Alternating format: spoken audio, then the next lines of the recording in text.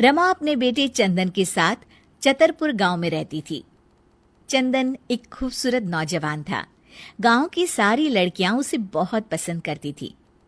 एक दिन चंदन पर शिवानी की नजर पड़ी और उसे चंदन से पहली नजर में ही प्यार हो गया। चंदन को भी शिवानी बहुत पसंद आई। कुछ ही दिनों में उनकी शादी हो गई। शिवानी की एक सच्चाई ये भी थी कि वो एक इच्छाधारी नागिन थी।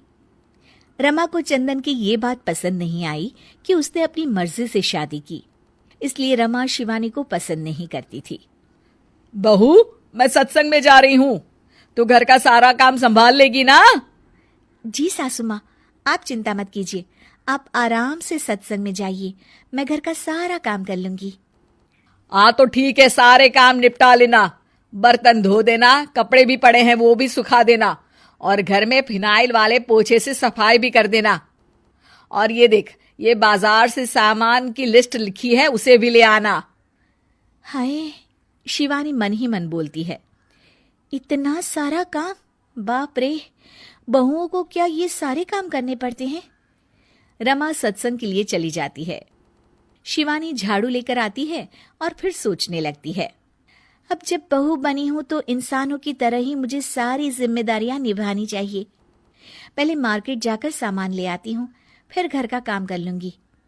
शिवानी इच्छाधारी नागिन होने के बावजूद भी अपनी शक्तियों का इस्तेमाल ना करते हुए घर का सारा काम खुद ही करने में लग जाती है। थोड़ी देर बाद उसे बहुत थकान महसूस होती है। उफ़ो, एक बहू को इतना सारा काम करना पड़ता है, इसका पता होता तो कभी शादी ही नहीं करती, बाप रे। घर के काम करते करते उसकी कब आंख लग जाती है उसे पता ही नहीं चलता। शाम को जब उसकी सास के आने का वक्त हो जाता है, दरवाजे की घंटी बजती है और शिवानी की नींद टूट जाती है। ओह, मम्मी जी तो आ भी गई और अभी तो आधा काम पड़ा हुआ है। मैं सासू माँ को क्या मुंह दिखाऊंगी? ओफो, क्या करूं?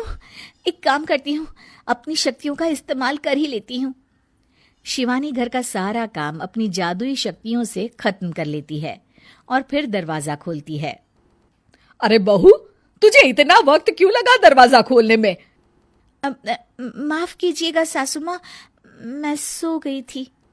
ओह, तो तू सो रही थी, फिर जो काम मैंने तुझे दिए थे वो तो हुए नहीं होंगे। सब कहने की बातें होती है। रमा घर में आती है और देखती है कि सारे काम हो चुके हैं। वो एकदम चौंक जाती है। अरे, इसने तो सारे काम कर दिए, वो भी इतने अच्छे से। ये इंसान के भेस में कोई चुड़ैल तो नहीं है? अब क्या हुआ सासू माँ, आप क्या सोचने लग गई? अब कुछ नहीं। चलिए खाना खा लेते हैं।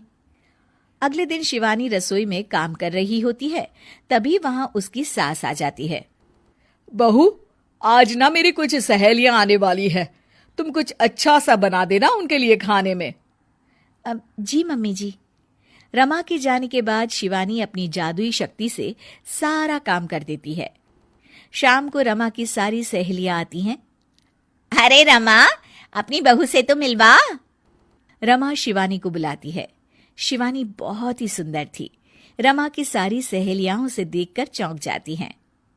अरे रमा, तेरी बहू तो बहुत ही सुंदर है, अपने बेटे के लिए चुनकर बहू ढूंढी है तूने। ये लीजिए, आप ये कचौड़ी खाइए। रमा की सभी सहेलियां खाना खाती हैं और उन्हें खाना बहुत पसंद आता है। अरे वाह भाई वाह, रमा मान गए तुम्हारी बहू को, कितना अच्छा खाना बना लेती है। उस दिन पूनम की रात होती है और शिवानी घर के कामों में इतनी उलझी रहती है कि उसे याद ही नहीं रहता कि हर पूनम की रात को वो अपने असली रूप में आ जाएगी। वो रसोई में काम कर रही होती है, तभी उसका असली रूप सामने आने लगता है। शिवानी ये देखकर घबरा जाती है। हे भगवान, मैं तो भूल ही गई थी कि आज पूनम की रात है। बाहर तो सासू माँ और उनकी सहेलियां आई हुई हैं। अब मैं क्या करूं? क्या शिवानी का राज सबके सामने खुल जाएगा? जानने के लिए देखिए इच्छाधारी बहू पार्ट 2।